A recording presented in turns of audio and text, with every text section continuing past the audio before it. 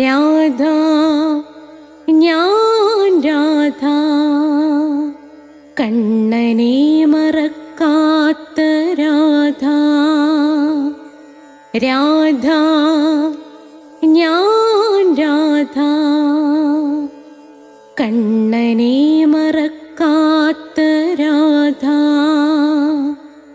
വൃന്ദാവനം നീ മറന്നോ, മധുരയെ നീ മറന്നോ.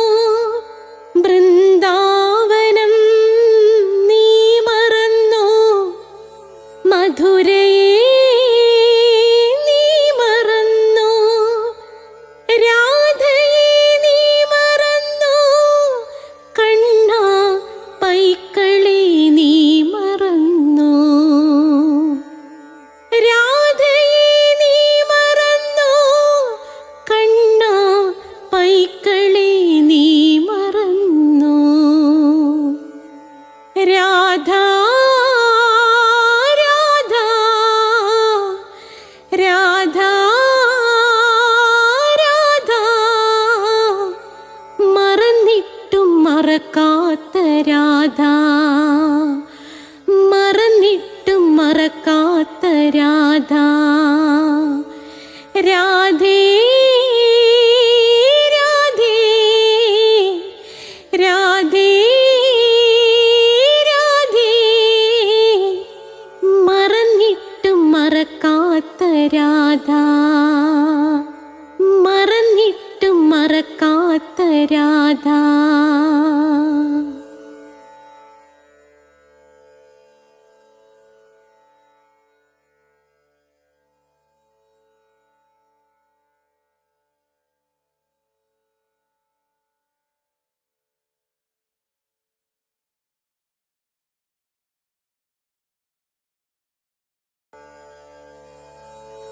രാധ ഞാൻ രാധ കണ്ണനെ മറക്കാത്ത രാധ.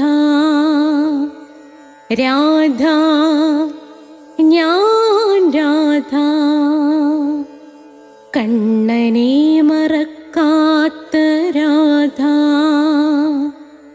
വൃന്ദാവനം നീ മറന്നോ, മധുരയെ നീ മറന്നോ. വൃന്ദാവനം നീ മറന്നോ, മധുരയെ നീ മറന്നോ.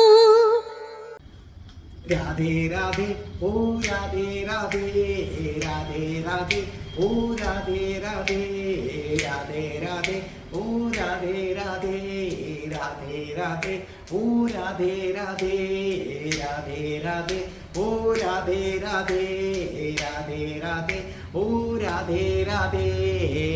രാധേ രാധേ എന്ന ചാനലിലേക്ക് എല്ലാ രാധാഭക്തർക്കും കൃഷ്ണഭക്തർക്കും മറ്റുള്ളവർക്കും സ്വാഗതം. ഇന്ന് രാധയുടെ പ്രണയം 87ാമത്തെ എപ്പിസോഡിലേക്ക് കടക്കുകയാണ്. ചരിത്രത്തിൽ ആദ്യമായിട്ടാണ് ഒരാള്, പ്രത്യേകിച്ചും മലയാളത്തിൽ, രാധാറാണിയുടെ കഥ അടുക്കിന് പറഞ്ഞ് 87ാമത്തെ എപ്പിസോഡിലേക്ക് പ്രവേശിക്കുന്നത്. അതിൻ്റെ മുഴുവൻ ക്രെഡിറ്റും രാധാറാണിക്കും ശ്രീകൃഷ്ണ ഭഗവാനും ഉള്ളതാണ്. അപ്പോൾ ഇതിൻ്റെ മുൻപുള്ള, നിങ്ങൾ പുതിയതായി കാണുന്നവർ രാധയുടെ പ്രണയം 87ാമത്തെ എപ്പിസോഡ് തൊട്ട് കണ്ടു തുടങ്ങുക. പിന്നെ നിങ്ങൾക്ക് സമയമുള്ളപ്പോൾ നിങ്ങൾ പ്ലേ ലിസ്റ്റ് എടുക്കുക. പ്ലേ ലിസ്റ്റ് എടുത്തിട്ട് നിങ്ങൾ 1, 2, 3 എന്നും പറഞ്ഞ് അടുക്കിന് സമയമുള്ളപ്പോൾ കണ്ടുവരിക. പിന്നെ നമ്മുടെ വീഡിയോയിൽ എന്തൊക്കെ ഉണ്ടെന്നുള്ളത് ഞാനൊരു കൊച്ചു വീഡിയോ ആയിട്ട് ഇതിനകത്ത് ഇട്ടിട്ടുണ്ട്. നിങ്ങളത് കണ്ടു കാണും. എങ്കിലും നിങ്ങൾ ശ്രദ്ധിക്കുക, എല്ലാ തിങ്കളാഴ്ചയും 12 മണിക്കുള്ള നാരായണീയം കേൾക്കുകയും അത് ഒരു ശ്ലോകമെങ്കിലും ഒരു ദിവസം വീട്ടിൽ വെച്ച് നിങ്ങൾ വായിക്കുകയും ചെയ്താൽ നിങ്ങൾക്ക് രോഗങ്ങൾ ഇല്ലാതാകും. ഒരു രോഗവും ഇല്ലാത്തവർക്ക് രോഗം വരാതെ ആരോഗ്യമായ ശരീരം കിട്ടും. പിന്നെ അപ്പം ആരോഗ്യ സൗഖ്യം കിട്ടും. ചൊവ്വാഴ്ച രാധയുടെ പ്രണയമാണ്. രാധയുടെ പ്രണയം കൃത്യമായി കാണുന്നവർക്കും രാധാറാണിയെ സ്മരിക്കുന്നവർക്കും രാധയുടെ പ്രണയം കാണാനിരിക്കുമ്പോൾ ഓം രാധായേ സ്വാഹ, രാധയുടെ പ്രണയം തീരുമ്പോഴും ഓം രാധായേ സ്വാഹ എന്നും, പിന്നെ അവസാനം ഞാൻ പറയുന്ന മന്ത്രം ഓം ശ്രീം ഹ്രീം ക്ലീം ഐം രാം രാസേശ്വരി രാധികായേ സ്വാഹ, അതെൻ്റെ കൂടെ പറഞ്ഞാൽ മതി. അപ്പോൾ നിങ്ങൾക്ക് പ്രണയ സാഫല്യം കിട്ടും. പ്രണയിക്കുന്ന ചെറുപ്പക്കാർക്കാണെങ്കിലും ആർക്കാണെങ്കിലും പ്രണയിക്കുന്നവർക്ക് പ്രണയ സാഫല്യം കിട്ടും. അതുമാത്രവുമല്ല, വിവാഹം കഴിഞ്ഞവർക്ക് ദാമ്പത്യ കലഹങ്ങൾ ഒഴിവായി സുഖകരമായ ഒരു ദാമ്പത്യ ജീവിതം അവർക്ക് ലഭിക്കുന്നത് ആയിരിക്കും. അതേ കണക്ക് ബുദ്ധനിൽ താല്പര്യമുള്ളവർക്ക് ബുദ്ധൻ്റെ ജീവിതകഥ, അത് ബുദ്ധനിൽ താല്പര്യമുള്ളവർക്ക് കേൾക്കാം. വ്യാഴാഴ്ചത്തെ അഷ്ടപതി കേൾക്കുകയും അത് വീട്ടിൽ പാരായണം ചെയ്യുകയും ചെയ്താൽ പ്രണയ സാഫല്യം, ദാമ്പത്യ സൗഖ്യം, ധനവരവ്, നല്ലതുപോലെ ധനം വരും, ഐശ്വര്യവർദ്ധനവ് എന്നിവ നിശ്ചയമായും ഉണ്ടാകും. വെള്ളിയാഴ്ചത്തെ ധർമ്മപദം, കൃഷ്ണൻ്റെ അവതാരമായ ശ്രീബുദ്ധൻ എഴുതിയ ധർമ്മപദം, ആ ധർമ്മപദം കേട്ടാൽ അതിലൂടെ മോക്ഷം കിട്ടൂ. ലോകത്തേത് ഗ്രന്ഥം വായിച്ചാലും മോക്ഷം കിട്ടില്ല. കൃഷ്ണൻ്റെ അവതാരമായ ശ്രീബുദ്ധൻ, കൃഷ്ണൻ രണ്ടാമത് അവതാരം എടുത്തത് തന്നെ അതിനു വേണ്ടിയാണ്. നിങ്ങൾ ഈ ജന്മം ധർമ്മപദം കേൾക്കുന്നില്ലെങ്കിൽ ഈ ജന്മം നിങ്ങൾക്ക് മോക്ഷം കിട്ടില്ല. നിങ്ങൾക്ക് മോക്ഷം കിട്ടണമെങ്കിൽ ധർമ്മപദം കേൾക്കുകയും ആ ധർമ്മപദത്തിൽ പറഞ്ഞിരിക്കുന്നതനുസരിച്ച്, അത് ഒറ്റയടിക്ക് പാടാണ്, പതുക്കെ പിന്നെ നിങ്ങൾ ജീവിക്കാൻ ശ്രമിക്കുക. ഒരു പക്ഷേ ഈ ജന്മം അത് മുഴുവനും പ്രാവർത്തികമാക്കാൻ പറ്റിയെന്ന് വരില്ല. അപ്പം നിങ്ങൾക്ക് ദൈവം അടുത്ത ജന്മം വീണ്ടും ധർമ്മപദം പരിചയിക്കാനുള്ള അവസരം തരും. അങ്ങനെ നിങ്ങൾക്ക് 1, 2, 3 ജന്മത്തിനുള്ളിൽ നിങ്ങൾക്ക് നിശ്ചയമായും മോക്ഷം കിട്ടുന്നതായിരിക്കും. അപ്പം നമുക്ക് പ്രാർത്ഥിച്ചിട്ട് നമുക്ക് തുടങ്ങാം. രാധയുടെ പ്രണയമാണ് 87ാമത്തെ എപ്പിസോഡിലേക്ക് നമ്മൾ കടക്കുകയാണ്. ഓം രാധായേ സ്വാഹ. രാധേ രാധേ ഓ രാധേ രാധേ, രാധേ രാധേ ഓ രാധേ രാധേ, രാധേ രാധേ ഓ രാധേ രാധേ, രാധേ രാധേ ഓ രാധേ രാധേ, രാധേ രാധേ ഓ രാധേ രാധേ, രാധേ രാധേ ഓ രാധേ രാധേ. ബർസാനെ വാലി രാധാറാണി കി ജയ്. എൻ്റെ മാതാവ് രാധാറാണി കി ജയ്. എനിക്ക് സർവ്വ ഐശ്വര്യങ്ങളും വാരിക്കോരിത്തരുന്ന എൻ്റെ പൊന്ന് രാധാറാണി അമ്മ കി ജയ്. എന്നെ സർവ്വ പാപങ്ങളിൽ നിന്നും മോചിപ്പിക്കുന്ന രാധാറാണി അമ്മ കി ജയ്. എനിക്ക് രോഗങ്ങൾ വരാതെ കാത്തുരക്ഷിക്കുന്ന രാധാറാണി അമ്മ കി ജയ്. അപ്പം നമുക്ക് രാധയുടെ പ്രണയം തുടങ്ങാം. അതിനു മുമ്പ് ഈ വാച്ച് എനിക്ക് ഓണത്തിന് നമ്മുടെ ആശ തന്നതാണ്. നമ്മുടെ കവിതയൊക്കെ പാടിയ ഒരാശയുണ്ടല്ലോ, UK ആശ എനിക്ക് തന്നതാണ്. പക്ഷെ നോർമലി ഞാനങ്ങനെ വാച്ച് കെട്ടാറില്ല. എനിക്കെന്തോ അത്ര വലിയ വാച്ച് കെട്ടുന്നതിനോട് അത്ര വലിയൊരു താല്പര്യമുള്ള ഒരു കൂട്ടത്തിലല്ല. പിന്നെ ഒരാൾ സമ്മാനമായിട്ട് തന്നതാണ്. അപ്പോൾ ഞാനിത് ഞായറാഴ്ചയാണ് റെക്കോർഡ് ചെയ്യുന്നത്. ഏതാണ്ട് ഞാനിത് റെക്കോർഡ് ചെയ്യുമ്പോഴത്തേക്ക് ഒരു 5:45 മണിയാകുന്നുണ്ട്. അപ്പോൾ ഉച്ചയായപ്പോൾ ഞാൻ ഉണ്ടിട്ട് വന്നപ്പോൾ എന്നെ ആശ വിളിച്ചിട്ട് ചോദിച്ചു, ആ വാച്ച് കെട്ടുന്നത് ഇതുവരെ കണ്ടില്ലല്ലോ എന്ന് ചോദിച്ചു. അപ്പോൾ ഞാനിങ്ങനെ വാച്ച് ഇടയ്ക്കും മുറയ്ക്കും വല്ലപ്പോഴുമൊക്കെ കെട്ടാറുണ്ട്. പൊതുവേ എനിക്കങ്ങനെ താല്പര്യമില്ല. പിന്നെ ആശ പറഞ്ഞ സ്ഥിതിക്ക് ഞാൻ എന്ത് ചെയ്തിരിക്കുന്നു, ദാണ്ടെ ആ വാച്ച് ഞാനിങ്ങനെ കെട്ടിയിരിക്കുന്നു. അപ്പോൾ രാധയുടെ പ്രണയം 87ാമത്തെ എപ്പിസോഡിലേക്ക് കടക്കുകയാണ് അല്ലേ. ദ്രോണാചാര്യരുടെ മുന്നിലേക്ക് ഒരു സന്ദേശം വന്നു. ആ സന്ദേശത്തിൽ വളരെ വ്യക്തമായി പറഞ്ഞിരിക്കുന്നു, ദ്രോണാചാര്യരോട് പറഞ്ഞിരിക്കുന്നു, സൂക്ഷിക്കുക, പാണ്ഡവര് ധർമ്മത്തിന്റെ പക്ഷത്താണ്. പാണ്ഡവർക്കെതിരെ കൗശലം പ്രയോഗിക്കുകയാണെങ്കിൽ നിശ്ചയമായും നിങ്ങളുടെ മകന്റെ ബലികർമ്മം നടത്താൻ പോലും നിങ്ങളുണ്ടാകില്ല എന്ന്. അതേ സമയത്ത് തന്നെ ഭീഷ്മർക്കൊരു സന്ദേശവാഹകൻ എടുത്തുകൊണ്ട് കൊടുക്കുകയാണ്, ഒരു ദൂതൻ. ഭീഷ്മര് ആ എഴുത്ത് ധൃതരാഷ്ട്രയുടെ മുന്നിൽ നിന്ന് വായിക്കുകയാണ്. ആ സദസ്സിൽ ദുര്യോധനനുണ്ട്, കർണനുണ്ട്, എല്ലാവരും ആ സദസ്സിൽ ഒന്നുകൂടിയിരിക്കുകയാണ്. ആ സദസ്സിൽ ഇരുന്നു കൊണ്ട് വായിക്കുകയാണ്, വിഡ്ഢിയായ രാജാവേ, ഇത് കേട്ടതും ദുര്യോധനൻ ചാടി എഴുന്നേറ്റു. എന്ത്? ആരാണ് എൻ്റെ പിതാശ്രീയെ വിഡ്ഢി എന്ന് വിളിച്ചത്? ഭീഷ്മര് കൈകൊണ്ട് കാണിച്ചു. അതിനുശേഷം വീണ്ടും വായിച്ചു, വിഡ്ഢിയായ രാജാവേ, പാണ്ഡവര് ധർമ്മത്തിന്റെ പക്ഷത്താണ് നിൽക്കുന്നത്. ധർമ്മത്തിന്റെ പക്ഷത്ത് നിൽക്കുന്ന പാണ്ഡവരെ നിങ്ങൾക്കൊന്നും ചെയ്യാൻ കഴിയില്ല. പാണ്ഡവർക്കെതിരെ നിങ്ങൾ നീങ്ങുക എന്ന് പറഞ്ഞാൽ അതിൻ്റെ അർത്ഥം ധർമ്മത്തിനെതിരെ നീങ്ങുക എന്നാണ്. ധർമ്മത്തിനെതിരെ നീങ്ങുക എന്ന് പറഞ്ഞാൽ അതിൻ്റെ അർത്ഥം കൃഷ്ണനെതിരെ നീങ്ങുക എന്നാണ്. കൃഷ്ണനെതിരെ നീങ്ങുക എന്ന് പറഞ്ഞാൽ അതിൻ്റെ അർത്ഥം മഹാരാജാവേ, 101 മക്കൾക്കും ബലിയിടാൻ തയ്യാറായി ഇരുന്നു കൊള്ളൂ എന്ന് കർണനും ദുര്യോധനനുമൊക്കെ ഇങ്ങനെ ആകാംക്ഷയോടെ നിൽക്കുകയാണ്. ധൃതരാഷ്ട്ര പറഞ്ഞു എന്നിട്ട് ധൃതരാഷ്ട്രർ സ്വയം എന്നോണം ഉരുവിട്ടു. 101 മക്കൾക്കും ബലിയിടാൻ തയ്യാറായിക്കൊള്ളൂ. ആ സദസ്സ് മുഴുവൻ ആകാംക്ഷാഭരിതരായിട്ടിരിക്കുകയാണ്. ആരാണിതയച്ചത്? മഹാരാജാവിൻ്റെ മുഖത്തു നോക്കി വിഡ്ഢിയായ രാജാവേ എന്ന് പറയാൻ ധൈര്യം നൽകിയത് ആരാണത്? അപ്പോൾ ഭീഷ്മര് പറഞ്ഞു, എന്ന് രാധ. അക്ഷരാർത്ഥത്തിൽ ആ കൊട്ടാരം ഒന്ന് കിടുങ്ങി. ദുര്യോധനൻ പറഞ്ഞു, ഒരു പെണ്ണാണോ എൻ്റെ പിതാശ്രീയോട് ഇങ്ങനെ സംസാരിച്ചത്?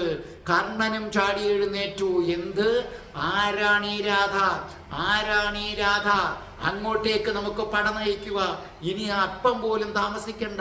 ഹസ്തിനപുരത്തിന്റെ രാജാവിനെ നോക്കിക്കൊണ്ട് വിഡ്ഢി എന്ന് വിളിച്ച ആ പെൺകുട്ടി നാളെ ഉണരാൻ പാടില്ല. ആരായാലും ശരി തന്നെ. ഭീഷ്മരൊന്നും മിണ്ടിയില്ല, ധൃതരാഷ്ട്രരൊന്നും മിണ്ടിയില്ല. ധൃതരാഷ്ട്ര പതുക്കെ ഒന്ന് ചുണ്ടനക്കി. ധൃതരാഷ്ട്ര പറഞ്ഞു, രാധ. ആരാണ് രാധ? അപ്പോൾ ഉടനെ ദുര്യോധനൻ പറഞ്ഞു, നോക്കൂ, ആരാണ് ഈ സന്ദേശം കൊണ്ടുവന്നത്? അവൻ പോയിട്ടില്ല. അവൻ അധിക ദൂരം പോയി കാണാൻ വഴിയില്ല. അങ്ങനെയാണെന്നുണ്ടെങ്കിൽ എത്രയും പെട്ടെന്ന് നമ്മുടെ ഭടന്മാര് പോകട്ടെ, പോയി അവനെ കൂട്ടിക്കൊണ്ടുവരട്ടെ. ആരാണ് ഈ രാധ? എവിടെയുള്ളതാണ് ഈ രാധ എന്ന് നമുക്കറിയണം. ഓർക്കുക, എനിക്ക് ഒരുപാട് പേര് മറുപടി അയച്ചു. അവരെല്ലാം എഴുതിയിരുന്നത് എന്ന് കൃഷ്ണൻ എന്നാണ്. ഞാൻ നിങ്ങൾക്ക് ഇതൊക്കെ വിവരങ്ങൾ കിട്ടിയ പുസ്തകങ്ങൾ സഹിതം കാണിച്ചിട്ടുണ്ട്. രാധാറാണി കൃഷ്ണന്റെ പിന്നാലെയാണ്. കൃഷ്ണൻ പല വിവാഹങ്ങൾ കഴിച്ചു. അതിനകത്ത് രാധാറാണിക്ക് വിഷമവുമുണ്ട്, ചില സമയത്ത് ഒരല്പം ഈർഷ്യയുമുണ്ട്. പക്ഷേ രാധാറാണിയുടെ ചാരന്മാര്, കൃഷ്ണന് വേണ്ടി മരിക്കാൻ പോലും തയ്യാറായ വൃന്ദാവനത്തിലെ ചാരന്മാരെ രാധാറാണി നിയോഗിച്ചിരിക്കുകയാണ് കൃഷ്ണനുമായി ബന്ധപ്പെട്ട എല്ലാ കാര്യങ്ങളും അറിയാൻ.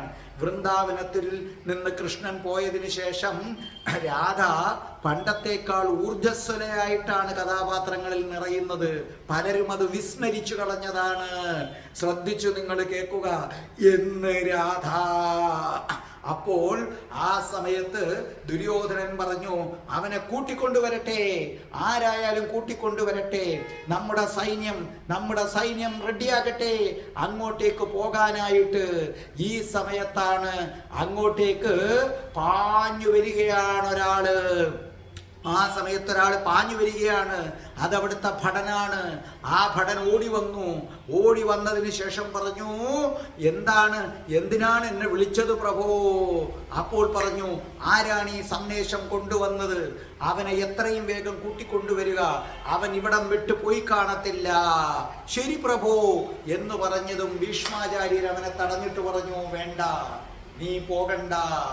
ദുര്യോധനനും കർണനും ധൃതരാഷ്ട്രരും അത്ഭുതത്തോടുകൂടിയും ഞെട്ടലോടുകൂടിയും ഇരുന്നു. എന്ത്?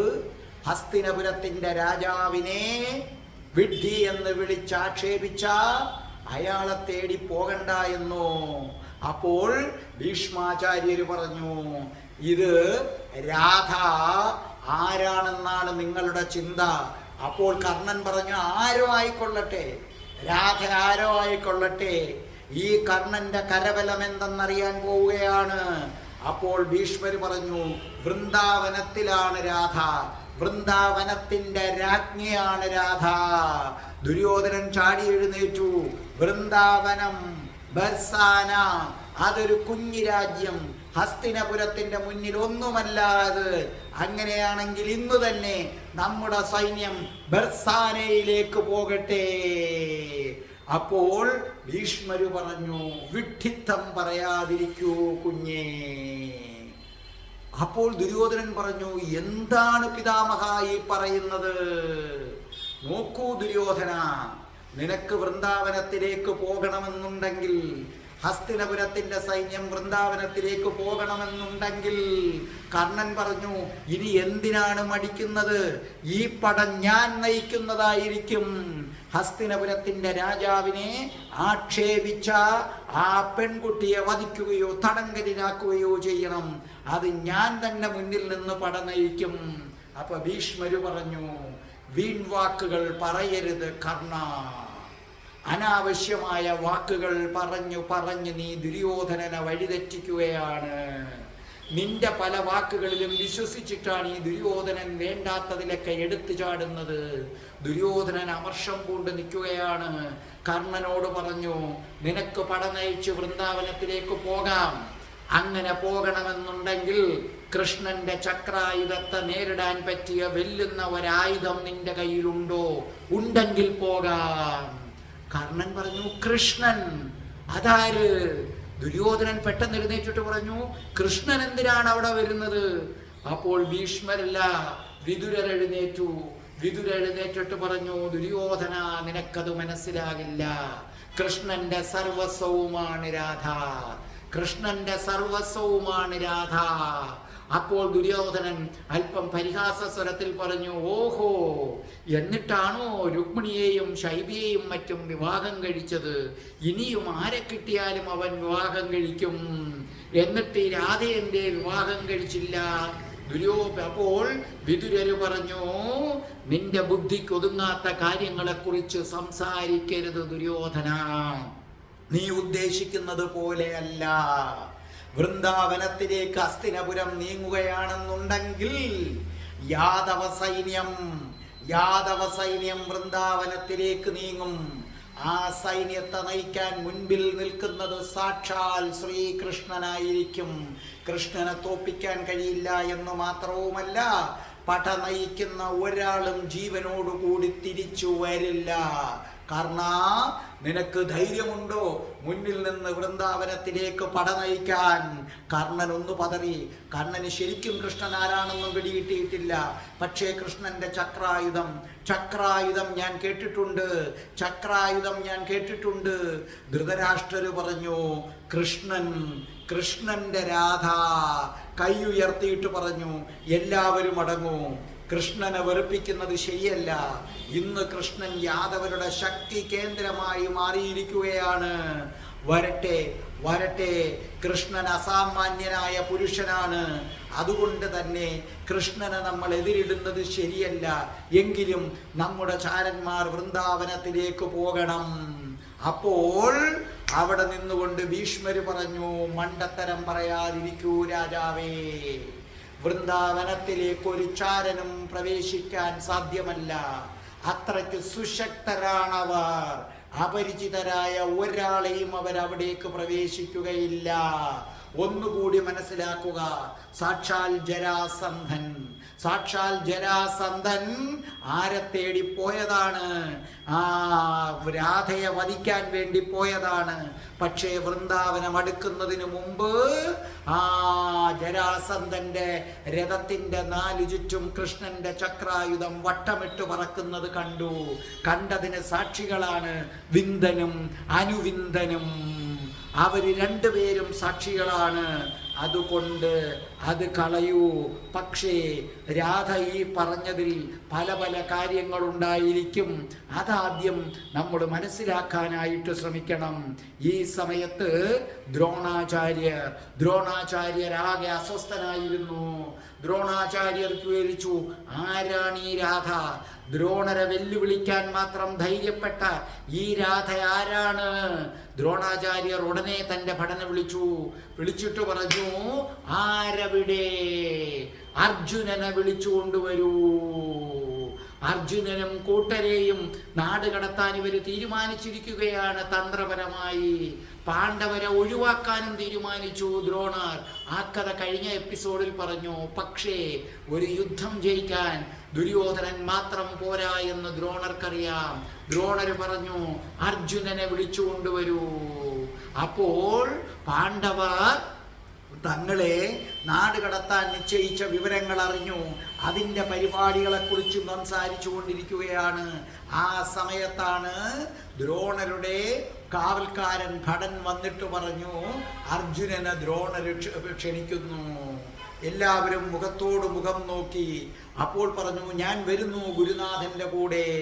അപ്പോൾ ആ സമയത്ത് ഭീമസേനൻ പറഞ്ഞു, നീ ഒറ്റയ്ക്ക് പോകേണ്ട, നിന്റെ കൂടെ ഞാനും വരുന്നു അർജുന. അങ്ങനെ അർജുനനും ഭീമസേനനും കൂടെ ഒന്നിച്ചു പോയി. ദ്രോണര് നോക്കിയപ്പോൾ അത് മറ്റൊരു സംഗതിയാണ്. സാധാരണ അർജുനനെ വിളിച്ചാൽ അർജുനൻ മാത്രമാണ് വരുന്നത്. ഇന്ന് അർജുനന്റെ കൂടെ ഭീമനുമുണ്ട്.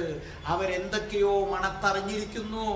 ദ്രോണാചാര്യർ വല്ലാതെ സംശയാലുവായി. ദ്രോണാചാര്യർ പറഞ്ഞു, അർജുന, പണ്ടൊരിക്കൽ നിന്നോട് ഞാൻ ഗുരുദക്ഷിണ ചോദിച്ചിരുന്നു. ദ്രുപദനെ പിടിച്ചുകെട്ടി എൻ്റെ മുന്നിൽ കൊണ്ടിടാൻ. നീ അത് അക്ഷരം പ്രതി അനുസരിച്ചു. നീ എനിക്ക് പ്രിയപ്പെട്ടവനാണ്.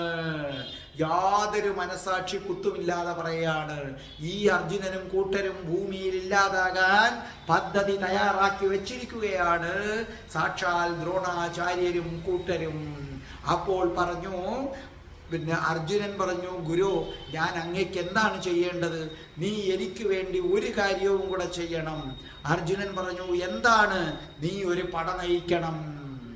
തീർച്ചയായിട്ടും ഗുരുയ്ക്ക് വേണ്ടി ഉറപ്പായിട്ടും ഞാനത് നയിച്ചിരിക്കും.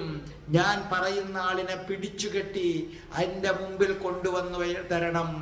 അപ്പോൾ അർജുനൻ പറഞ്ഞു, ആജ്ഞാപിച്ചാലും. ആരാണ്? അപ്പോൾ പറഞ്ഞു, അർജുന, ഇതൊരു സ്ത്രീയാണ്. അതാരാണെന്ന് എനിക്കറിയില്ല. അത് നീ ആദ്യം കണ്ടുപിടിക്കണം. കണ്ടുപിടിച്ചിട്ട് വരിഞ്ഞു മുറുക്കി കെട്ടി ഈ ദ്രോണരായ എൻ്റെ മുന്നിൽ നീ കൊണ്ടുവരണം. നിനക്കതിന് കഴിയും. അപ്പോൾ ഭീമസേനൻ നിശബ്ദനായിരുന്നു. അപ്പോൾ അർജുനൻ ചോദിച്ചു, ആരാണെന്ന് ചോദിച്ചാൽ രാധ. രാധ എന്നാണ് പേര്. അതാരാണ് അർജുന? ഇത്രയും കേട്ടതും ഭീമസേനൻ പൊട്ടിച്ചിരിച്ചു. ഭീമസേനന്റെ പൊട്ടിച്ചിരി ദ്രോണാചാര്യരിൽ വല്ലാത്ത അസ്വസ്ഥതയും അത്ഭുതവും ഉണ്ടാക്കി.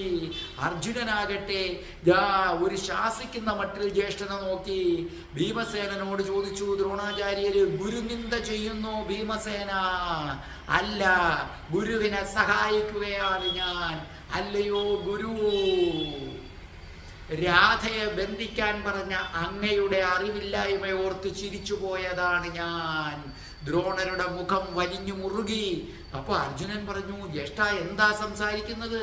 ഭീമസേനൻ കൈകൊണ്ട് കാണിച്ചിട്ട് പറഞ്ഞു, ഈ അർജുനനോ എനിക്കോ ഹസ്തിനപുരത്തിനോ ഞങ്ങളുടെ ഗുരുവായ ദ്രോണാചാര്യരെ അങ്ങേക്ക് പോലുമോ തൊടാൻ കഴിയില്ല രാധയെ.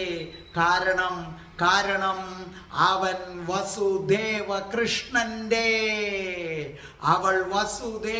കൃഷ്ണന്റെ പെണ്ണാണ്. ദ്രോണർ ഇരിപ്പടത്തിൽ നിന്ന് ചാടി എഴുന്നേറ്റു. എന്ത്? അതെ, വസുദേവ കൃഷ്ണന്റെ പെണ്ണാണ് രാധ. അസാമാന്യ ബുദ്ധിശാലി, അസാമാന്യ ധൈര്യശാലി, അസാമാന്യ സൗന്ദര്യശാലി എന്ന് മാത്രവുമല്ല, അവളുടെ കയ്യിലാണ് കൃഷ്ണന്റെ ജീവൻ പോലും ഇരിക്കുന്നത്. അവൾക്ക് ഹസ്തിനപുരത്തേക്കാൾ വലിയ ചാര സംവിധാനമുണ്ട്.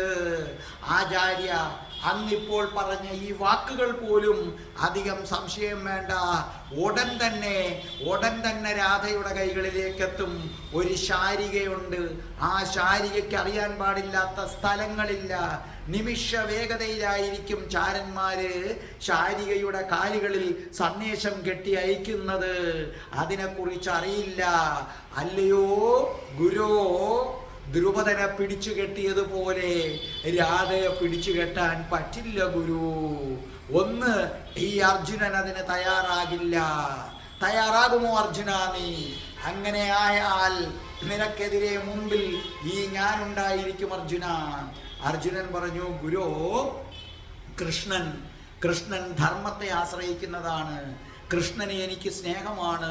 നമുക്ക് രാധയെ ഒന്നും ചെയ്യാൻ കഴിയില്ല ഗുരു. എന്തുകൊണ്ടാണ് അങ്ങേക്ക് രാധയോട് ഇങ്ങനെ ഒരു ദേഷ്യം വന്നത്?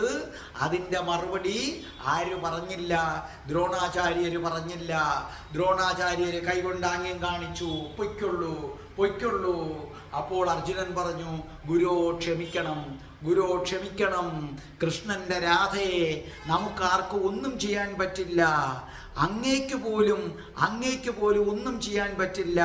ഭീമസേനൻ പറഞ്ഞു, അങ്ങ് ഞങ്ങളുടെ ഗുരുവാണ്, പക്ഷേ കൃഷ്ണനെ ജയിക്കാൻ ഗുരുവായ അങ്ങേക്കും പറ്റില്ല. കാരണം അവൻ ദൈവമാണ്.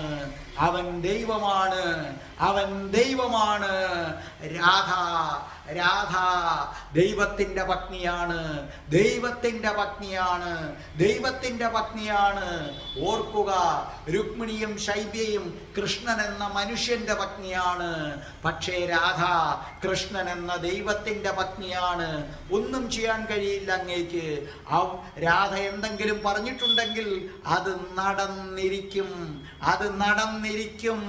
ഓർമ്മ വെച്ചുകൊള്ളൂ. ഞാൻ ഇവിടെ നിന്നും ഒരു സന്ദേശവുമായി പോയി. അത് ജരാസന്ധന്റെ ആക്രമണത്തെക്കുറിച്ച്, കാലയവനനുമായുള്ള സന്ധിയെക്കുറിച്ച് പറയാനായിരുന്നു. അത് പറയാൻ ഞാൻ കൃഷ്ണനെ മാറ്റി നിർത്തിയ സമയത്ത് ഒരു ശാരിക പക്ഷി പറന്നു വന്നു. അത് പറന്നു വന്ന് ഞാൻ പറയുന്നതിന് മുൻപ് തന്നെ ആ സന്ദേശം കൃഷ്ണന് കൈമാറി. അതുകൊണ്ട് പറ്റില്ല. ഭീമസേനൻ അർജുനനെയും വിളിച്ചുകൊണ്ട് അവിടുന്ന് പുറത്തേക്ക് പോയി. ഈ സമയത്ത് വൃന്ദാവനത്തിൽ ഒരു വിവാഹ ഘോഷയാത്ര നടക്കുകയാണ്. ആ വിവാഹ ഘോഷയാത്ര അതേ രാധാറാണിയുടെ സഖിമാരിൽ ഒരാളിന്റെ വിവാഹമാണ്. ആ വിവാഹം ഘോഷയാത്രയിൽ രാധാറാണിയും പങ്കെടുത്തിട്ടുണ്ട്. അപ്പോൾ ആ ഘോഷയാത്രയിൽ നിന്ന് പലരും രാധാറാണിയെ സഹതാപത്തോടെ നോക്കുന്നുണ്ടായിരുന്നു. ഓരോരുത്തരും വളരെ വിഷമത്തോടു കൂടിയാണ് നോക്കുന്നത്. അതിനകത്ത് വെച്ച് തന്നെ പ്രായം ചെന്ന ഒരു സ്ത്രീ രാധാറാണിയോട് പറഞ്ഞു, വിളിച്ചു മാറ്റി നിർത്തിയിട്ട് പറഞ്ഞു, മകളെ, നിന്റെ കൂടെ നിൽക്കുന്ന തോഴിമാരെല്ലാവരും വിവാഹിതരായി പോവുകയാണ്. അതുകൊണ്ട് മകളെ, നീ ഒറ്റപ്പെട്ട് വരികയാണ്. നിനക്കും ഒരു കൂട്ട് വേണ്ടേ? നിനക്ക് വിവാഹം കഴിക്കണ്ടേ? അതുകൊണ്ട് മകളെ, നീ ഒരു വിവാഹത്തിന് സമ്മതിക്കണം. രാധാറാണി ഒന്നും മിണ്ടിയില്ല. ആ ഘോഷയാത്ര ചെന്ന് അവസാനിച്ചു. എന്നിട്ട് രാധാറാണിയുടെ തോഴിമാരിൽ ഒരുവളാണ്. അവർ വന്നു, രാധാറാണിയുടെ കൈകളെടുത്തിട്ട് പറഞ്ഞു, രാധേ, ഞാൻ പോവുകയാണ്. രാധാറാണി ഒന്നും മിണ്ടിയില്ല. രാധേ, ഞങ്ങൾക്ക് വിഷമമുണ്ട്. നിന്നെ തനിച്ചാക്കി പോകുന്നതിൽ വിഷമമുണ്ട്. പക്ഷേ ഞാൻ എന്ത് ചെയ്യാൻ? രാധാറാണി പറഞ്ഞു, വിഷമിക്കേണ്ട ആവശ്യമില്ല, അല്പം പോലും വിഷമിക്കേണ്ട ആവശ്യമില്ല. പോയിട്ട് വരൂ, സന്തോഷത്തോടു കൂടി നീ പോയിട്ട് വരൂ എന്ന് പറഞ്ഞു. രാധാറാണി വീട്ടിലേക്ക് ഒറ്റയ്ക്ക് നടന്നു. ആ നടന്നു പോകുന്ന സമയത്ത് രാധാറാണി വിചാരിക്കുകയാണ്, അതേ, എൻ്റെ കൂടെയുള്ളവർ ഓരോന്നായി പൊഴിഞ്ഞു പോവുകയാണ്. എൻ്റെ തോഴിമാരുടെ സംഘം നേർത്ത് വരികയാണ്. ഇനി ആരാണ് അവശേഷിക്കുന്നത്? വിശാല മാത്രം. ബാക്കി എല്ലാവരും പൊയ്ക്കഴിഞ്ഞു. ഇനി അധികം താമസിയാതെ അവളും ഒരുപക്ഷെ വിവാഹം ചെയ്തു പോകും. അങ്ങനെ വരുമ്പോൾ ഈ ഗ്രാമത്തിൽ എൻ്റെ പ്രായത്തിലുള്ളവരിൽ വിവാഹം കഴിക്കാതെ അവിവാഹിതയായിരിക്കുന്ന ഒരേ ഒരാള് ഞാൻ മാത്രമായിരിക്കും. രാധാറാണി നടന്നു ചെന്നപ്പോൾ രാധാറാണിയുടെ അമ്മ കീർത്തിമാതാവ് വന്നു. ഈ ഇടയായിട്ട് രാധാറാണിയും കീർത്തിമാതാവും അങ്ങനെ അധികമൊന്നും എന്ത് ചെയ്യാറില്ല, സംസാരിക്കാറില്ല. അപ്പൊ കീർത്തി മാതാവ് നടന്നു വന്നിട്ട് രാധാറാണിയോട് പറഞ്ഞു, മകളെ, നിന്റെ പ്രായത്തിലുള്ള എല്ലാവരും കല്യാണം കഴിച്ചു പോയി. നിന്റെ തോഴിമാരിൽ തന്നെ പലർക്കും കുട്ടികൾ വരെ ആയി കഴിഞ്ഞു. എനിക്കും ഒരാഗ്രഹമില്ലേ മോളെ? രാധാറാണി ഒരു മറുപടിയും പറയാതെ തൻ്റെ മുറിയിലേക്ക് നടന്ന് കട്ടിലേക്ക് വീണു. എന്തിനെന്നില്ലാതെ കരഞ്ഞു. എന്തിനെന്നില്ലാതെ രാധാറാണി കരഞ്ഞു. ആ സമയത്ത് ഒരു ശാരിക പക്ഷി പറന്നു വന്നു. രാധാറാണി കൈകളിൽ വന്നിരുന്നു. രാധാറാണി ആ തത്തയുടെ കാലിൽ കെട്ടിയിരുന്ന സന്ദേശമെടുത്ത് രാധാറാണി വായിച്ചു കഴിഞ്ഞതിന് ശേഷം അപ്പോൾ തന്നെ അതിൻ്റെ മറുപടി എഴുതി അതിൻ്റെ കാലിലേക്ക് കെട്ടി പറത്തിവിട്ടു. അവിടുന്ന് വന്ന സന്ദേശം ഇതായിരുന്നു: പഞ്ചപാണ്ഡവർ അപകടത്തിലാണ്, അവർ അരക്കില്ലത്തിലാണ്. പക്ഷേ അവർക്കതിൻ്റെ വിവരം കിട്ടി. അവർ രക്ഷപ്പെടാൻ വേണ്ടി ഭൂമിക്കടിയിലൂടെ തുരങ്കം ഉണ്ടാക്കുന്നുണ്ട്. ഇന്ന് രാത്രി പഞ്ചപാണ്ഡവരെ വധിക്കാനാണ് ദുര്യോധനന്റെ പദ്ധതി. ഇന്ന് രാത്രി അത് നടക്കും. പക്ഷേ അവർ പരാജയപ്പെടും. ഇതായിരുന്നു ആ സന്ദേശം എന്ന് പറയുന്നത്. ഈ സമയത്ത് ശ്രീകൃഷ്ണൻ അസ്തിനപുരത്തേക്ക് യാത്രയയക്കുകയാണ്. സാത്യകി തെളിക്കുന്ന തേരിലാണ് പോകുന്നത്. സാത്യകി രഥങ്ങൾ തെളിക്കാൻ അഗ്രഗണ്യനാണ് ആരെന്ന് പറയുന്നത് സാത്യകി തെളിക്കുന്ന തേരിൽ അതിവേഗം പായുകയാണ്. അതിൻ്റെ പിന്നാലെയും പല തേരുകളിലായിട്ട് നല്ല യോദ്ധാക്കളുമുണ്ട് അവിടെ. അങ്ങനെ അവര് പുഷ്കര തീർത്ഥത്തിലെത്തി. അവിടെ വിശ്രമിച്ചു. അതിനു മുമ്പ് തന്നെ കൃഷ്ണന്റെ സന്ദേശം ഹസ്തിനപുരത്തേക്ക് പോയിരുന്നു. ഞാൻ ഹസ്തിനപുരത്തേക്ക് വരികയാണ്, ഹസ്തിനപുരം സന്ദർശിക്കാൻ ഞാൻ വരികയാണെന്ന സന്ദേശം അതിനു മുമ്പ് തന്നെ പോയിരുന്നു. അതോടൊപ്പം തന്നെ ഉദ്ധവനും ശ്വേതകേതുവിനും സന്ദേശം പോയിരുന്നു. ആ സമയത്ത് അവർ കാത്തിരുന്നു. അപ്പോൾ കാണാം കുതിരക്കുളമ്പടി വെച്ച ഉദ്ധവനും ശ്വേതകേതുവും വരികയാണ്. പാഞ്ഞു വരികയാണ്. ഉദ്ധവന്റെ കുതിര ശീഘ്രം വന്നു നിന്നു. ഉദ്ധവൻ അതിൽ നിന്ന് ചാടിയിറങ്ങി. ആ കുതിരയുടെ വായിൽ നിന്ന് നൊരയും പതയും വന്നു തുടങ്ങി. ഉദ്ധവൻ വല്ലാതെ കിതച്ചു. ഉദ്ധവൻ വന്നപ്പോൾ ഉദ്ധവനെ തൻ്റെ മാറോട് ചേർത്ത് വെച്ചു. അപ്പോൾ പറഞ്ഞു, എന്താ ഉദ്ധവ, എന്തൊക്കെയോ കുഴപ്പങ്ങൾ ഞാൻ കാണുന്നുണ്ടല്ലോ ഉദ്ധവ. ഉദ്ധവൻ പറഞ്ഞു, അതേ കൃഷ്ണ, പഞ്ചപാണ്ഡവർ മരിച്ചു. കൃഷ്ണൻ ഞെട്ടിപ്പോയി. കൃഷ്ണൻ പറഞ്ഞു, എന്താണ് നീ പറഞ്ഞത്? അതേ, പഞ്ചപാണ്ഡവര് മരിച്ചു. പഞ്ചപാണ്ഡവരെ അരക്കില്ലത്തിനകത്തിട്ട് ചുട്ടുകൊന്നു. ദുര്യോധനൻ നിയമിച്ച അവന്റെ പുരകാവൽക്കാരനായ പുരോചനൻ, ആ പുരോചനനാണ് അതിനകത്തിട്ട് കൊന്നത്. ഞാൻ കുറച്ചു ദിവസം അവിടെ ഉണ്ടായിരുന്നു. കൃഷ്ണൻ പറഞ്ഞു, നീ ശാന്തനാകൂ, ആദ്യം നീ സ്വസ്ഥമാകൂ. ശ്വേതകേതു കുറച്ച് വെള്ളം കൊണ്ടുവരൂ. ശ്വേതകേതു പോയി വെള്ളം കൊണ്ടുവന്നു. ഉദ്ധവൻ അത് മുഴുവനും കുടിച്ചു. അപ്പോൾ ഉദ്ധവന്റെ അടുക്കൽ ഉദ്ധവനെ ചേർത്തിരുത്തിയിട്ട് പറഞ്ഞു, നടന്ന കാര്യങ്ങൾ നീ സൂക്ഷ്മമായി എന്നോട് പറയൂ. അപ്പോൾ പറഞ്ഞു, ഇതാണ് നടന്നത്. ദുര്യോധനൻ എപ്പോഴും അർജുനനും കൂട്ടർക്കും എതിരായിരുന്നു. അതുകൊണ്ട് തന്നെ അർജുനനെയും യുധിഷ്ഠിരനെയും ഒക്കെ പഞ്ചപാണ്ഡവരെ അവിടെ നിന്ന് നാട് കടത്താൻ ധൃതരാഷ്ട്രർ തീരുമാനിച്ചു. അവരെ അരക്കില്ലത്തിലേക്ക് പറഞ്ഞു വിട്ടു, അവിടെ ഉത്സവം കാണാനെന്ന ഭാവേനെ. എന്നിട്ട് രാത്രി ആ ദുഷ്ടൻ പുരോചനൻ ദുര്യോധനന്റെ നിർദ്ദേശപ്രകാരം അരക്കില്ലത്തിന് തീ കൊളുത്തി. അതിൽ കിടന്ന് വെന്തു മരിച്ചു. കൃഷ്ണന്റെ മുഖം മ്ലാനമായി. എന്നിട്ട് പറഞ്ഞു, അവർക്ക് എന്തെങ്കിലും സൂചന കിട്ടിയിട്ടുണ്ടോ? അപ്പോൾ പറഞ്ഞു, വിതുരർ പ്രത്യേക സൂചന കൊടുത്തിരുന്നു. ആ ഭിത്തികളൊക്കെ ഇങ്ങനെ നോക്കുമ്പോൾ നമുക്കറിയാം അരക്കിൻ്റെ മണമുണ്ടായിരുന്നു. വേറെ എന്തൊക്കെയോ പദാർത്ഥങ്ങൾ കൊണ്ട് നിർമ്മിച്ചതാണ്. വിതുരർ പറഞ്ഞിരുന്നു ഇതിനകത്ത് എന്തോ അപകടമുണ്ട്. അതുകൊണ്ട് തന്നെ വിതുരരുടെ സഹായത്താൽ ഒരു തുരങ്കം അവിടെ നിന്ന് നിർമ്മിച്ചു. പക്ഷേ അത് പൂർത്തിയാക്കാൻ പറ്റിയെന്ന് വരില്ല. പുരോചനമില്ലാത്ത സമയത്തല്ലേ തുരങ്കം നിർമ്മിക്കാൻ പറ്റൂ. പക്ഷേ പഞ്ചപാണ്ഡവർ 5 പേരുടെയും കുന്തിദേവിയുടെയും ശവം കണ്ടെത്തി. അപ്പൊ അതിൽ നിന്നും അവർക്ക് രക്ഷപ്പെടാൻ പറ്റിയില്ല എന്ന് അനുമാനിക്കാം. അങ്ങനെ കത്തിക്കരിഞ്ഞ 6 ശവങ്ങൾ, ആ 6 ശവങ്ങളുടെ സംസ്കാരം നടന്നു. അത് കണ്ടിട്ടാണ് ഞാൻ വരുന്നത്. ഇന്ന് ഹസ്തിനപുരം ദുഃഖാചരണത്തിലാണ്. അവര് 3 മാസത്തെ ദുഃഖാചരണം അവിടെ പ്രഖ്യാപിച്ചിരിക്കുകയാണെന്ന് പറഞ്ഞു. അപ്പോൾ കൃഷ്ണൻ വല്ലാതായി. ആ സമയത്ത് ഉദ്ധവൻ പറഞ്ഞു, കൃഷ്ണ ഇനി നമ്മൾ അങ്ങോട്ടേക്ക് പോയിട്ട് കാര്യമില്ല കൃഷ്ണ, നമുക്ക് തിരിച്ച് ദ്വാരകയിലേക്ക് പോകാം. ശ്വേതകേതുവും പറഞ്ഞു അത് തന്നെ, ഇനി നമ്മൾ അങ്ങോട്ടേക്ക് പോയിട്ട് കാര്യമില്ല, നമുക്ക് തിരിച്ച് എങ്ങോട്ടേക്ക് തന്നെ പോകാം. നമുക്ക് തിരിച്ച് നമ്മുടെ ദ്വാരകയിലേക്ക് തന്നെ പോകാം. കൃഷ്ണൻ ഒരു നിമിഷം നിന്നിട്ട് പറഞ്ഞു, അങ്ങനെയല്ല, നമുക്ക് ഹസ്തിനപുരത്തിലേക്ക് തന്നെ പോകണം. ഹസ്തിനപുരത്തിന് നമ്മൾ സന്ദേശം കൊടുത്തു കഴിഞ്ഞു. നമുക്ക് ഇങ്ങനെ പറഞ്ഞുകൊണ്ട് പോകാം, ദുഃഖത്തിൽ പങ്കുചേരാൻ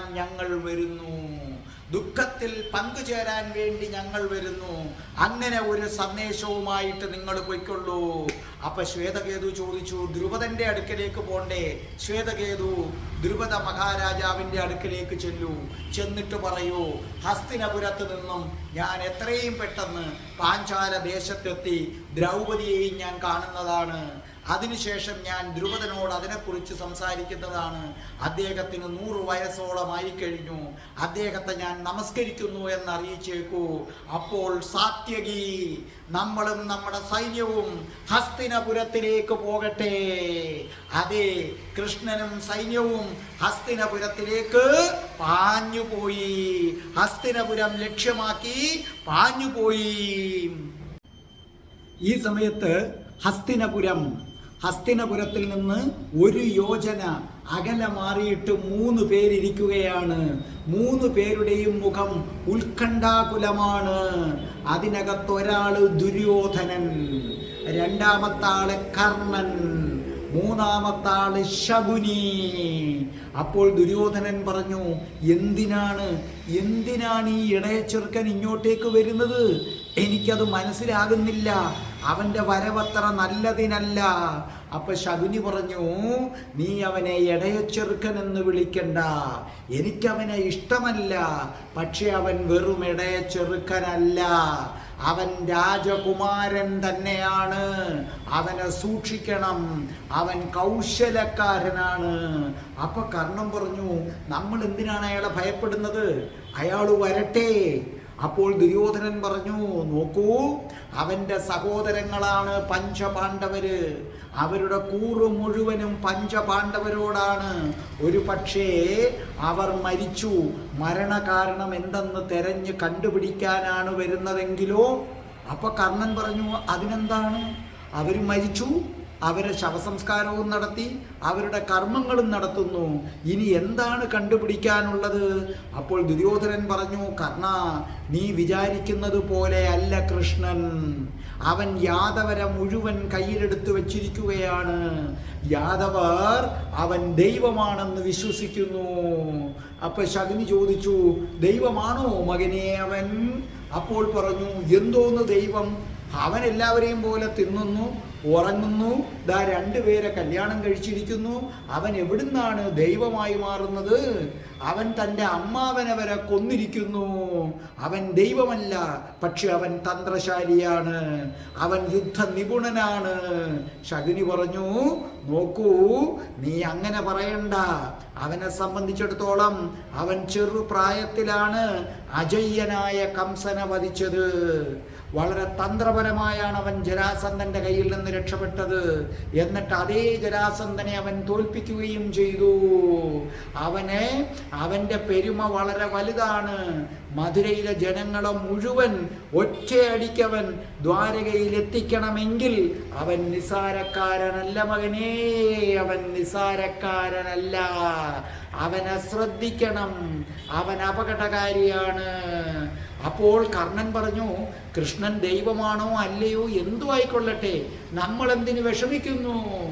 അപ്പോൾ ശകുനി പറഞ്ഞു, അത് ശരിയാണ്, അത് ശരിയാണ്, കൃഷ്ണൻ ദൈവമാണെങ്കിൽ ആയിക്കൊള്ളട്ടെ. പക്ഷേ ദൈവത്തിനും മോനെ മരിച്ചവരെ ജീവിപ്പിക്കാൻ കഴിയില്ലല്ലോ. അപ്പം മരിച്ചുപോയ പഞ്ചപാണ്ഡവര് മരിച്ചത് തന്നെയാണ്, അവർ തിരിച്ചു വരില്ല. അതുകൊണ്ട് അക്കാര്യത്തിൽ നമ്മൾ വിഷമിക്കണ്ട. അപ്പോൾ പറഞ്ഞു, ഭീഷ്മ പിതാമഹന് അവനോട് വലിയ സ്നേഹമാണ്, നമ്മൾ അവനെ പോയി സ്വീകരിക്കണമെന്നാണ് പറഞ്ഞത്. ശകുനി പറഞ്ഞു, സ്വീകരിക്കണം മകനെ, സ്വീകരിക്കണം. എന്നിട്ട് അവനെ നീ അങ്ങ് പുകഴ്ത്തണം. അപ്പോൾ ദുര്യോധനൻ പറഞ്ഞു, എനിക്ക് അയാളെ ഇഷ്ടമല്ല, ഞാൻ എന്തിനാണ് അയാളെ പുകഴ്ത്തുന്നത്? മകനേ, നീ മണ്ടത്തരം പറയരുത്, നീ അവനെ പുകഴ്ത്തണം. പുകഴ്ത്തലിൽ വീഴാത്തത് ആരാണ്? അവനുമായി കൂട്ടുകൂടണം. ദുര്യോധന, നീ ഒരു വലിയ മണ്ടത്തരം കാണിച്ചു. നീ അവിടെ പോയ സമയത്ത് നീ ബലരാമന്റെ അടുക്കലാണ് കൂട്ടുകൂടിയത്, ബലരാമനിൽ നിന്നാണ് യുദ്ധമുറ അഭ്യസിച്ചത്. മണ്ടനാണ് ദുര്യോധന നീ. ബലരാമൻ കൃഷ്ണന്റെ ചൊൽപ്പടിയിലാണെന്ന കാര്യം നീ മറന്നുപോയി. നീ കൃഷ്ണനുമായിട്ടായിരുന്നു ചങ്ങാത്തം കൂടേണ്ടത്. അതാണ് അർജുനൻ കൃഷ്ണനെ തെരഞ്ഞെടുത്തതിൻ്റെ കാരണം. അവിടെ മകനെ, നിനക്കൊരു തെറ്റുപറ്റി, ആ തെറ്റ് നീ തിരുത്തണം. കൃഷ്ണൻ വരട്ടെ, കൃഷ്ണൻ വരട്ടെ. കൃഷ്ണൻ വന്നു കഴിയുമ്പോൾ നീ അവനുമായി സുഹൃത്ത് ബന്ധം സ്ഥാപിക്കണം. അടുത്ത ദിവസം കൃഷ്ണൻ ഹസ്തിനപുരത്തേക്ക് വരികയാണ്. കൃഷ്ണനെ സ്വീകരിക്കാനായി എല്ലാവരുമുണ്ട്. ദുര്യോധനനുണ്ട്, വിതുരരുണ്ട്, കർണനുണ്ട്, എല്ലാവരും നിൽക്കുകയാണ്, ഭീഷ്മ പിതാമഹൻ ഉൾപ്പെടെ. കൃഷ്ണൻ സന്തോഷത്തോടു കൂടി ഭീഷ്മ പിതാമഹനെ വണങ്ങി, ഭീഷ്മ പിതാമഹന്റെ കാലുകൾ തൊട്ട് നമസ്കരിച്ചു. എന്നിട്ട് ചോദിച്ചു, മുത്തച്ഛ സുഖമല്ലേ? അതേ മകനെ, നീ വരൂ. എന്നിട്ട് ആ സദസ്സിലേക്ക് ചെന്നു. സദസ്സിലേക്ക് ചെന്നിട്ട് ഭീഷ്മരോട് ചോദിച്ചു, മുത്തച്ഛ, പഞ്ചപാണ്ഡവർക്ക് എന്താണ് പറ്റിയത് മുത്തച്ഛ? ഭീഷ്മരുടെ കണ്ണുകളിൽ സങ്കടം തളം കെട്ടി. ഭീഷ്മര് പറഞ്ഞു, മകനെ, സംഭവിക്കേണ്ടത് സംഭവിച്ചു കഴിഞ്ഞു, എനിക്കൊന്നും ചെയ്യാൻ കഴിഞ്ഞില്ല. മുത്തച്ഛ, എന്തിനാണ് അവരെ അരക്കില്ലത്തിലേക്ക് പറഞ്ഞയച്ചത്? മകനെ, ഇവിടെ ചില കുഴപ്പങ്ങളുണ്ടായി, ദുര്യോധനുമായിട്ട് ചില കുഴപ്പങ്ങളുണ്ടായി, അതുകൊണ്ട് തൽക്കാലത്തേക്കൊന്ന് മാറി നിൽക്കാൻ പറഞ്ഞതാണ്. അപ്പോൾ കൃഷ്ണൻ പറഞ്ഞു, മുത്തച്ഛൻ അത് തടയാമായിരുന്നു. ഞാൻ വന്നത് അവർക്കുള്ള അന്ത്യകർമ്മങ്ങൾ ചെയ്യാൻ വേണ്ടിയാണ് മുത്തച്ഛ, ഞാൻ വന്നത്. അടുത്ത ദിവസം അവർക്കുള്ള കർമ്മങ്ങൾ കൃഷ്ണൻ ചെയ്യുകയാണ്. അവരുടെ കർമ്മങ്ങൾ നേരത്തെ ചെയ്തു, പക്ഷേ കൃഷ്ണന് മുറയനുസരിച്ച് ചെയ്യണം. അങ്ങനെ കൃഷ്ണൻ വന്ന് അന്ത്യകർമ്മങ്ങൾ ചെയ്തു. ആ സമയത്ത് ഓരോരുത്തരുടെയും മുഖഭാവം കൃഷ്ണൻ സൂക്ഷ്മതയോടുകൂടി നോക്കി. ദുര്യോധനനാകട്ടെ കള്ളക്കണ്ണീര് വരുത്താൻ പാടുപെടുന്നു. അപ്പൊ കൃഷ്ണന് മനസ്സിലായി, ഇവൻ കള്ളനാണ്. ശകുനിയാകട്ടെ കണ്ണുനീരങ്ങ് ഒഴുകുകയാണ്. ഞാൻ എന്തുമാത്രം അവനെ സ്നേഹിച്ചിരുന്നു, ഞാൻ എന്തുമാത്രം അവനെ സ്നേഹിച്ചിരുന്നു. അപ്പോൾ മനസ്സിലായി, കള്ളനാണ്. കർണൻ മാത്രം അങ്ങനെ നിൽക്കുകയാണ്. അപ്പൊ കൃഷ്ണന് മനസ്സിലായി, ഈ ഒരു കാര്യത്തിൽ കർണന് വലിയ പങ്കുകളില്ല. അതേ, എല്ലാ കർമ്മങ്ങളും ചെയ്തു. എല്ലാ കർമ്മങ്ങളും ചെയ്തതിനു ശേഷം കൃഷ്ണൻ ധൃതരാഷ്ട്രരെടുത്ത് ചെന്നു. ധൃതരാഷ്ട്രരെടുത്ത് ചെന്നിട്ട് ചോദിച്ചു, മുത്തച്ഛ, പഞ്ചപാണ്ഡവർക്ക് എന്താണ് സംഭവിച്ചത്? അപ്പോൾ തനിക്ക് പാണ്ഡവരോടങ്ങ് എന്തോ ഒരു വാത്സല്യം എന്ന് കാണിക്കാനാണ് ധൃതരാഷ്ട്രർ ശ്രമിച്ചത്. എന്നിട്ട് ധൃതരാഷ്ട്രർ പറഞ്ഞു, അവർക്കിങ്ങനെ പറ്റുമെന്ന് ഞാൻ അറിഞ്ഞില്ല. എന്നിട്ട് കണ്ണുനീരൊഴുക്കി. അപ്പോൾ കൃഷ്ണൻ പറഞ്ഞു, മുത്തച്ഛ, പഞ്ചപാണ്ഡവരില്ലാത്ത ഹസ്തിനപുരം, പഞ്ചപാണ്ഡവരില്ലാത്ത ഹസ്തിനപുരം ഇനി ദുർബലമാണ് മുത്തച്ഛ, വലിയ വിലകൾ കൊടുക്കേണ്ടി വരും അതിനെന്ന് പറഞ്ഞു. ധൃതരാഷ്ട്രർ ഒന്ന് പിടഞ്ഞു. കൃഷ്ണൻ അവിടെ നിന്നും എഴുന്നേറ്റു. കൃഷ്ണനും സാത്വികിക്കുമൊക്കെ താമസിക്കാൻ പ്രത്യേകം മണിമാളികകൾ ഏർപ്പെടുത്തിയിരുന്നു. കൃഷ്ണൻ അവിടെ നിന്നും നേരെ ദ്രോണാചാര്യരുടെ അടുക്കലേക്ക് പോയി. ദ്രോണാചാര്യരുടെ അടുക്കൽ ചെന്നപ്പോൾ ദ്രോണാചാര്യർ രണ്ട് കൈയും നീട്ടി സ്വീകരിച്ചു. അപ്പോൾ ദ്രോണാചാര്യരോട് കൃഷ്ണൻ പറഞ്ഞു, പാണ്ഡവർക്ക് എന്താണ് സംഭവിച്ചത്? അപ്പൊ ദ്രോണാചാര്യര് പറഞ്ഞു, എനിക്കൊന്നും അറിയില്ല. പാണ്ഡവരവിടെ ഉത്സവം കൂടാൻ പോയതാണ്. കുറച്ചു ദിവസത്തേക്കൊന്ന് മാറി നിൽക്കട്ടെ എന്ന് കരുതിയതാണ്. അപ്പൊ കൃഷ്ണൻ ചോദിച്ചു, എന്തുകൊണ്ട് അങ്ങ് തടഞ്ഞില്ല? ആ ചോദ്യം ദ്രോണരുടെ ഹൃദയത്തിൽ ചെന്നുകൊണ്ടു. ദ്രോണര് പറഞ്ഞു, ഒരു സംഘർഷം ഒഴിവാക്കുന്നെങ്കിൽ ആയിക്കോട്ടെ. അല്ലയോ ഗുരു, ദ്രുപദനെ അങ്ങയുടെ ആജ്ഞപ്രകാരം പിടിച്ചു കെട്ടി അങ്ങയുടെ കാൽ കീഴിൽ കൊണ്ടുവന്ന് വെച്ചവനാണ് അർജുനൻ. ഓർക്കുക ഗുരു, അങ്ങ് നേരിട്ട് പോയാലും ദ്രുപദനെ കീഴടക്കാൻ കഴിയില്ലായിരുന്നു. അപ്രതീക്ഷിതമായ ആക്രമണം നടത്തിയത് കൊണ്ടാണ് ദ്രുപദനെ കീഴടക്കാൻ പറ്റിയത്. അത്രയ്ക്ക് അങ്ങയോട് വാത്സല്യം കാണിച്ചവനാണ് അർജുനൻ. എന്നിട്ടും ആ അർജുനനെ എന്തിനാണ് അങ്ങോട്ടേക്ക് പറഞ്ഞയച്ചത്? അപ്പോഴും അതിന് മറുപടിയില്ലായിരുന്നു ദ്രോണാചാര്യർക്ക്. ദ്രോണാചാര്യര് പറഞ്ഞു, അവൻ പോയി, അത്ര മാത്രമേ എനിക്കറിയാവൂ.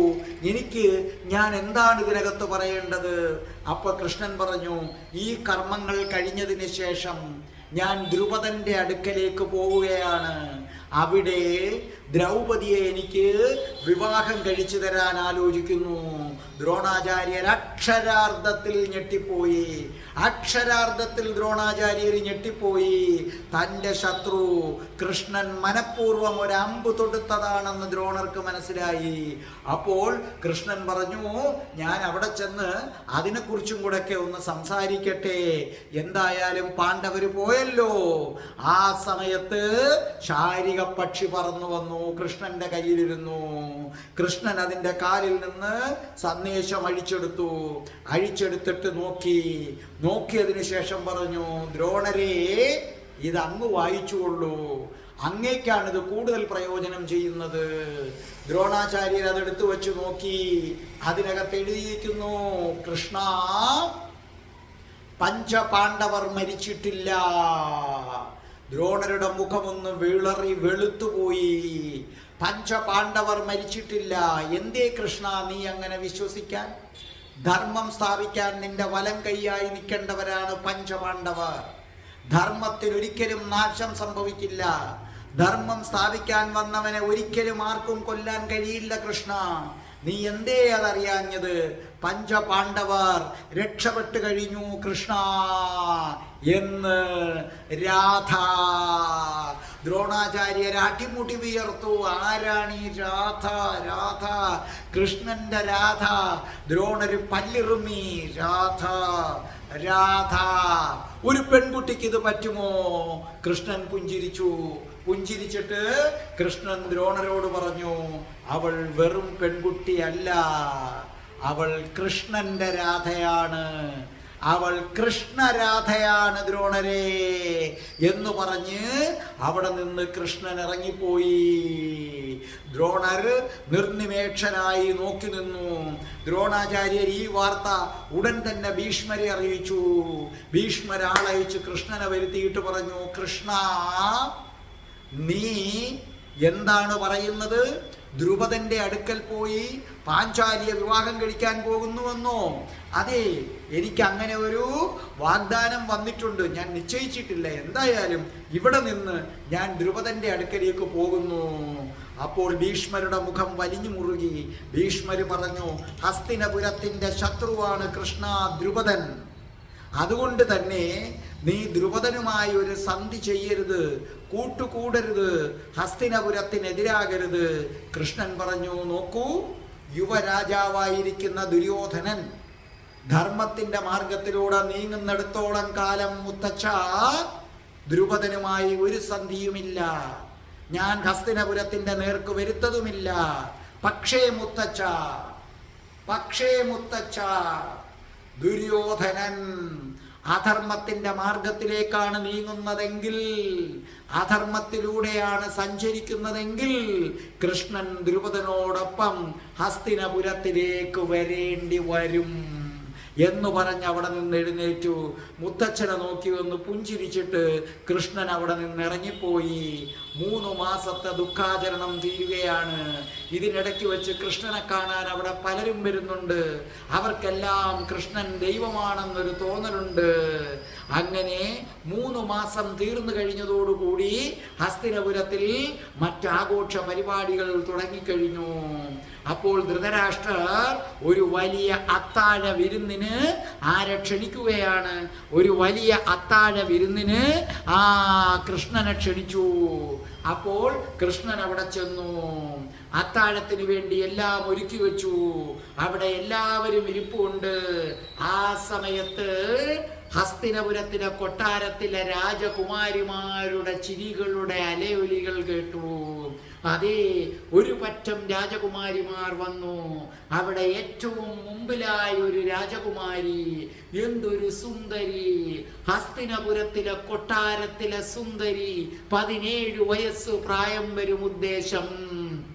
അവളുടെ കണ്ണുകളുടെ നീലിമ, അവളുടെ മുഖമാകട്ടെ പനിനീർ പൂവ് പോലെ ചുമന്നു തുടുത്തിരിക്കുന്ന മുഖമാണ് അവൾക്കുള്ളത്. അവളെ കൃഷ്ണൻ ഇങ്ങനെ നോക്കി. സൗന്ദര്യം എവിടെ കണ്ടാലും ആസ്വദിക്കുന്ന കൃഷ്ണന്റെ കണ്ണുകൾ അവളിലേക്ക് ചെന്നു. അവളുടെ കണ്ണുകൾ കൃഷ്ണനിലേക്കും വന്നു. ആഹാരം വിളമ്പുന്ന അവസരത്തിൽ ആ യുവസുന്ദരി കൃഷ്ണൻ അല്പം ഭക്ഷണം വിളമ്പി. കൃഷ്ണൻ അവളെ നോക്കുകയായിരുന്നു. അവളും ഇടയ്ക്കിടയ്ക്ക് കൃഷ്ണനെ നോക്കുന്നുണ്ട്. കൃഷ്ണൻ ഇത്രയും എന്തോ ഒരു സൗന്ദര്യമാണ് ആ പെൺകുട്ടിക്കുള്ളത്. അവൾ എല്ലാവരോടും ചിരിച്ചുകൊണ്ട് കാര്യങ്ങൾ പറയുന്നു, എല്ലാവരോടും വർത്തമാനം പറയുന്നു. കൃഷ്ണൻ ഇടയ്ക്കിടയ്ക്ക് അവളെ തന്നെ നോക്കിക്കൊണ്ട് ആഹാരം കഴിക്കുകയാണ്. ആഹാരമെല്ലാം കഴിച്ചു തീർന്നിട്ട് കൃഷ്ണൻ എഴുന്നേറ്റ് നടന്നു വന്നപ്പോൾ ആ പെൺകുട്ടി കൃഷ്ണന്റെ മുന്നിൽ വന്നു നിന്നു. ആ ധൈര്യം കൃഷ്ണനെ അത്ഭുതപ്പെടുത്തി. ആ പെൺകുട്ടി കൃഷ്ണനോട് പറഞ്ഞു, അല്ലയോ ശ്രീകൃഷ്ണ, അങ്ങേക്ക് ഞങ്ങളുടെ ഉപചാരങ്ങളിൽ അങ്ങ് സംതൃപ്തനാണോ? അപ്പോൾ കൃഷ്ണൻ പറഞ്ഞു, നിങ്ങൾ എല്ലാവരും എന്നെ സ്നേഹം കൊണ്ട് മൂടുകയാണ്. അങ്ങനെ സ്നേഹം കൊണ്ട് മൂടുന്നപ്പോൾ ഞാൻ എങ്ങനെയാണ് അസന്തുഷ്ടനാകുന്നത് എന്ന് തിരിഞ്ഞിട്ട് ഇത്രയും പറഞ്ഞിട്ട് കൃഷ്ണൻ പഴയ വൃന്ദാവനത്തിലെ കൃഷ്ണനായി മാറി. ഗോപികമാരെ സോപ്പിടുന്നത് പോലെ ഒരു വർത്തമാനം കൃഷ്ണൻ ആ യുവസുന്ദരിയോട് പറഞ്ഞു, പിന്നെ സുന്ദരി, നിങ്ങൾ വിളമ്പിത്തന്നതുകൊണ്ടാണ് ഞാൻ സാധാരണ കഴിക്കുന്നതിനേക്കാൾ കൂടുതൽ കഴിച്ചത്. നിങ്ങൾ വിളമ്പിത്തന്നതുകൊണ്ട് ആ ഭക്ഷണത്തിന് വല്ലാത്ത സ്വാദായിരുന്നു എന്ന് പറഞ്ഞ് കൃഷ്ണൻ ഒന്ന് ചിരിച്ചു. ആ പെൺകുട്ടിയും ഒന്ന് ചിരിച്ചു. കൃഷ്ണന് കുറച്ചുകൂടി സംസാരിക്കണമെന്നുണ്ട്. പക്ഷേ മുത്തച്ഛൻ വളരെ ഗൗരവത്തോടു കൂടി തന്നെ വീക്ഷിച്ചു കൊണ്ടിരിക്കുകയാണ്. അത് മനസ്സിലാക്കിയ കൃഷ്ണൻ കടക്കണ്ണുകൊണ്ട് ഒന്നുകൂടി നോക്കി. ആ പെൺകുട്ടിയും ഒന്നുകൂടി നോക്കി. അവരുടെ കണ്ണുകളൊന്ന് കൂട്ടിമുട്ടി. അപ്പൊ കൃഷ്ണന് ഒരു കാര്യവും കൂടെ മനസ്സിലായി. അവൾ വിവാഹിതയാണ്.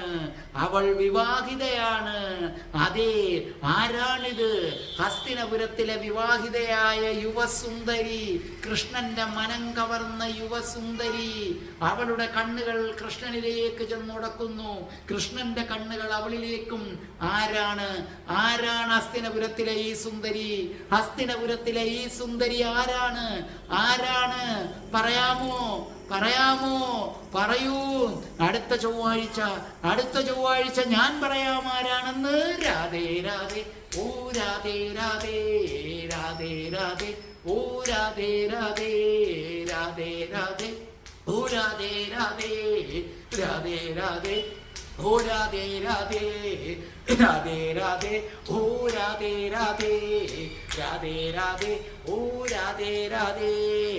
ഓം ശ്രീം ഹ്രീം ക്ലീം ഐം രം രാസേശ്വരി രാധികായേ സ്വാഹ.